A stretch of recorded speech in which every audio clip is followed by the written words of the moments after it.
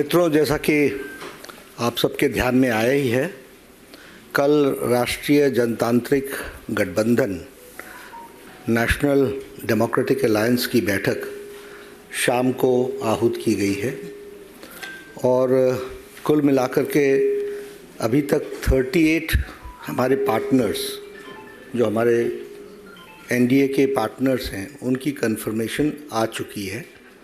तो 38 पार्टनर्स कल इस मीटिंग में पार्टिसिपेट करेंगे जिनकी कन्फर्मेशन आई है। पिछले 9 सालों में एनडीए का जो एक व्याप है वो बढ़ा है, स्कोप भी बढ़ा है और कुल मिलाकर के जो डेवलपमेंट का एजेंडा है, उस डेवलपमेंट के एजेंडे को परस्यू करने के लिए जो इंडियन पॉलिटी में, भारत के राजनीतिक परिदृश्य में जो लोगों की चाहत बढ़ी है और हर देश के कोने कोने में पॉलिटिकल पार्टीज़ डेवलपमेंट के साथ अपने आप को समावेश कर रही हैं, उसके कारण से scope of the national democratic alliance has increased. और इसके साथ साथ जो स्कीम्स हैं, जो नीतियां हैं, जो प्रधानमंत्री मोदी जी के नेतृत्व में जो चल रही हैं, which is leading for the overall development of the country on all fronts, right from national security to international politics to the empowerment of the people, ये सब चीज़ों का एक असर पड़ा है और इसलिए एक एनडीए के प्रति एक उत्साह के वातावरण के साथ कार्य को आगे बढ़ाने में सब लोगों ने अपनी रुचि दिखाई है। दूसरा विषय है गुड गवर्नेंस का। प्रधानमंत्री मोदी जी के नेतृत्व में 9 साल के अंदर गुड गवर्नेंस के कार्य को और नीतियों को और स्कीम्स को और उसके टूल्स को वो कैसे बढ़े और कैसे हम गुड गवर्नेंस दे सकें, इसके बहुत ही सफल प्रयास हुए हैं और यह एक सतत प्रक्रिया है। It is a continuous process और कंटिन्यूअस प्रोसेस के साथ साथ गुड गवर्नेंस का जिसे हम कहते हैं कि फिनिश्ड प्रोडक्ट और अच्छा कैसे हो सकता है और उसके लिए बेटरमेंट के लिए जो इंटरवेंशंस की ज़रूरत होती है, उसके प्रति एनडीए की गवर्नमेंट हमेशा सजग रही है। आज मैं आपके साथ ये शेयर कर सकता हूँ कि डायरेक्ट बेनिफिट ट्रांसफ़र में 28 लाख करोड़ रुपए have been directly transferred to the beneficiaries right into their accounts, and still we are trying to see to it. We have been able to block check the leakage of 4 to 5 lakh crore जो leakage का scope था। उसी तरीके से अगर हम देखें, digital tools का उपयोग बहुत बड़ी मात्रा में गवर्नेंस में बढ़ा है, जिसके कारण एक पारदर्शिता, ट्रांसपेरेंसी, उसको हम लोगों ने आगे बढ़ाया है। जब हम एम्पावरमेंट ऑफ द पीपल कहते हैं तो वह भी 9 साल के अंदर फोकस्ड हुई है और वो एक तरीके से तयशुदा तरीके से सभी सेक्शंस ऑफ द सोसाइटी को एड्रेस करने के लिए की गई है। गांव, गरीब, वंचित, पीड़ित, शोषित, दलित, युवा, महिला, किसान, इन सब के प्रति स्कीम्स को फोकस किया गया है और फोकस करने के कारण इनके एम्पावरमेंट में हम लोगों को बहुत ही सफलता मिली है और इसके कारण भी एनडीए और एनडीए के घटक दलों में एक उत्साह, एक वातावरण देखने को मिलता है और तीव्र गति से आगे चलने की आकांक्षा को हम आगे बढ़ा रहे हैं। उसी तरीके से ज़ीरो टॉलरेंस फॉर करप्शन और ज़ीरो टॉलरेंस के दृष्टि से, जैसे मैंने कहा कि सतत गवर्नमेंट के अंदर भी टूल्स का उपयोग करना, थर्ड पार्टी सपोर्ट लेना और कोई भी किसी भी तरीके का करप्शन बर्दाश्त न होना, इस बात को भी हम आगे लेकर के चले। एक मैं आपसे ज़रूर कहना चाहूँगा कि पिछले 9 सालों में strong leadership of prime minister Modi, यह हम सब लोगों को देखने को मिली है, जिसको देश ने भी सराहा है और एक बहुत ही पॉजिटिव वातावरण बना है। एक साधारण भारतीय भी गौरवान्वित महसूस करता है जब वो देखता है, बेचारा पढ़ा लिखा भी कम है, तब भी वो जानता है कि मोदी जी ने कोविड मैनेजमेंट में दुनिया में एक मिसाल पेश की है, जहां बड़े बड़े डेवलप्ड देश अपने आप को अनडिसाइसिवनेस के कारण, अनिर्णयता की स्थिति के कारण वह सफल नहीं हुए, वहीं प्रधानमंत्री मोदी जी के नेतृत्व में कोविड मैनेजमेंट में दुनिया में मिसाल दी है।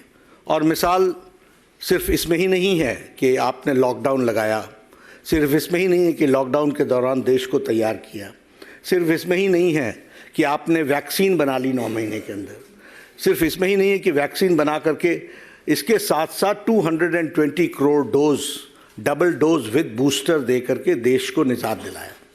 और सब जगह पर कोविड की लड़ाई गवर्नमेंट्स ने लड़ी। यहाँ मोदी जी ने कोविड की लड़ाई समाज के साथ और देश के साथ लड़ी, और देश ने लड़ा उसको, उसका नेतृत्व मोदी जी ने किया, लेकिन उन्होंने देश को साथ अपने लेकर के चले।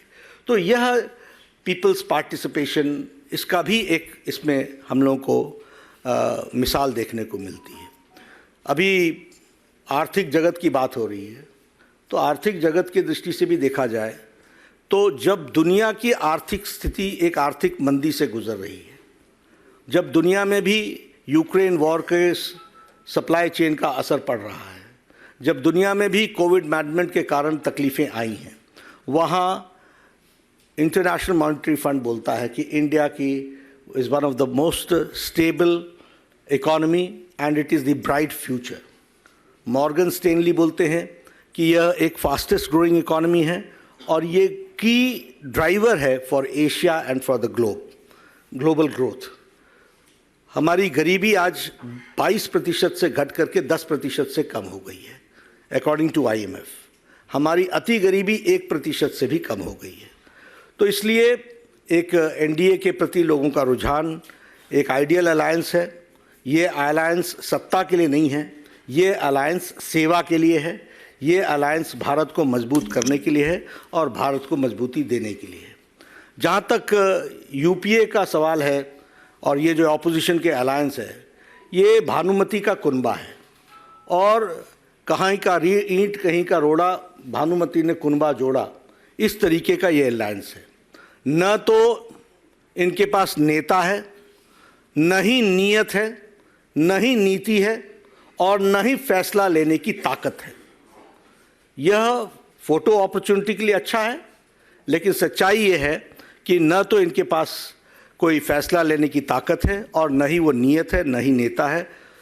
स्वार्थ की राजनीति पर आधारित ये एकता की जो बुनियाद है वो बड़ी खोखली है और इसीलिए यह कोई डिलीवर करने के लिए नहीं है।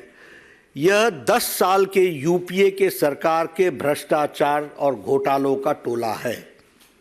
10 years of non governance, corrupt government, corruption, उसका ये टोला है और 20 लाख करोड़ रुपए के घोटाले को से बचने का और उस पर एक्शन न हो, उसके लिए यह एक जुड़ाव है, एक टोले का जुड़ाव है। इसको हमको स्पष्ट रूप में समझ लेना चाहिए, ये हमको ध्यान में रखना चाहिए। देश ने तय कर लिया है कि 2024 में प्रधानमंत्री मोदी जी के नेतृत्व में इस संकल्प के साथ कि हमारी एकता जो देश के हित के ऊपर आधारित है, अटूट है, अटल है और हम फिर एक बार 2024 में NDA रिजॉल्व करेगा कि हम मोदी जी के नेतृत्व में देश फिर से एक बार NDA की सरकार बनाएगा। तो ये कल हमारी NDA की मीटिंग के एक तरीके का विचार है, उसको हम लोग आगे बढ़ाने वाले हैं। मैं अपनी बात यहीं समाप्त करता हूँ। मित्रों, बहुत सारे लोग देख रहा हूँ, मैं सवाल पूछना चाहते हैं। हम कोशिश करेंगे कुछ सवालों को ले पाने की। विकास भदौरिया।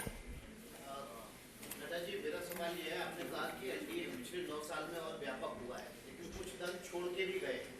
क्या ऐसे दलों से बातचीत चल रही है? कई एक दल तो वापस आए हैं, खासतौर पर पंजाब का अकाली दल और पश्चिमी उत्तर प्रदेश से आने वाले RND, क्या इनसे भी कोई बातचीत चल रही है? इनमें से कोई शामिल हो रहा है कल की बैठक में? देखिए, कल की बैठक में कौन लोग शामिल होंगे ये आपको कल पता, तस्वीर सामने हो जाएगी। लेकिन एक बात आप ध्यान में रखिए, हमने पहले भी कहा, एनडीए का एजेंडा स्पष्ट है, देश सेवा के लिए सबको साथ लेकर के चलना। हमने किसी को कभी भी किसी मोड़ पर नहीं छोड़ा है।